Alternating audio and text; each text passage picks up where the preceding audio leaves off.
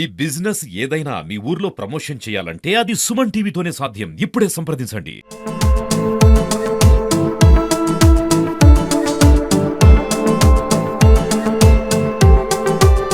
రామం దశ దిగ్వ్యాప్తం దశేంద్రియ నియామకం దశాస్యజ్ఞం దాసగతిం శ్రీనివాసం భజేనిశం. గురు బ్రహ్మ గురు విష్ణు గురుదేవో మహేశ్వర గురు సాక్షాత్ పరబ్రహ్మ తస్మై శ్రీ గురవే నమః. ఈరోజు గురువారం. కేవలం గురువారం మాత్రమే కాదు, గురు పౌర్ణిమ కూడా కలిసి వచ్చినటువంటి రోజు. పౌర్ణిమ గురువారం రెండు విశేషంగా ఈరోజు వచ్చాయి. పౌర్ణిమ అనేక 7 రోజుల్లో ఏ రోజైనా రావచ్చు. శుక్ర పౌర్ణిమ, సోమ పౌర్ణిమ, బుధ పౌర్ణిమ, ఇట్లా ఏ పౌర్ణిమ అయినా రావడానికి అవకాశం ఉంటుంది. కానీ గురువారం పౌర్ణిమ రెండు కూడా విశేషంగా కలిసి రావడం వల్ల గురువులను స్మరించుకొని గురువుల ఆశీర్వాదాన్ని పొందగలిగేటువంటి మంచి తరుణము, శుభ సమయము ఈరోజు. కాబట్టి మామూలుగా మనము లోకల్లో చూస్తుంటాము, ఏదైనా వెలుతురు ఒక వస్తువు కనపడాలంటే దానికి ఒక వెలుగు అవసరము. ప్రకృతి పరంగా ఉండే వెలుగు అంటే పౌర్ణిమ.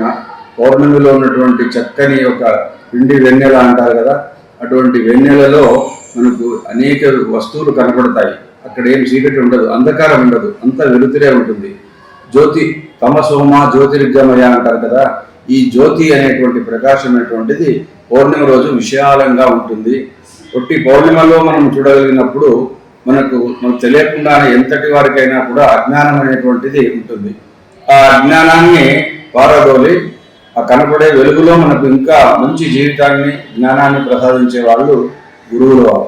అందుకని గురు పూర్ణిమ అంటే గురుశబ్దస్తు అంధకార ఋషబ్దస్తు తన్నివర్తక అని అంటారు. కాబట్టి ఈ చీకటిని, అజ్ఞానాన్ని పారదోలేవారే గురువులు. ఆ గురువులు పౌర్ణమికి తోడైతే వెన్నెల ప్రకాశము మనలో ఉన్నటువంటి అజ్ఞానాన్ని పారదోలి భగవంతుడు వెన్నెల రూపంలో అజ్ఞానాన్ని, ప్రకాశాన్ని ఇస్తే గురువు అజ్ఞానాన్ని పరలోది ఆ వెన్నెలను ఇంకా ప్రకాశవంతంగా చేస్తాడు. కాబట్టి ఈ గురు పౌర్ణిమ చాలా ముఖ్యమైనటువంటి రోజు. ఈరోజు గురువులను మనం సాక్షాత్తు మనకు మధ్వాచార్యులను వదులుకొని హంసనామక పరమాత్మ నుండి అందరూ గురువులే. సనక సనందన సనత్ కుమార ఇలా చెప్పుకుంటూ పోతే ఈరోజు పీఠంలో ఉన్నటువంటి సుఖదేంద్ర తీర్థుల వారు కూడా అందరూ గురువులే. ఆ గురువుల అనుగ్రహాన్ని పొందినప్పుడే మనకు మన జీవనం సార్థకం అవుతుంది. తెలియని విషయాలు తెలుసుకోవడము, కష్టాల్లో ఉన్నప్పుడు దారిని చూపించడం, ఇది గురువులు చేసేటువంటి మంచి పని. వారి యొక్క లక్షణం. గురువులు లేకపోతే మనము గమ్యాన్ని చేరుకోలేము, లక్ష్యాన్ని పొందలేము.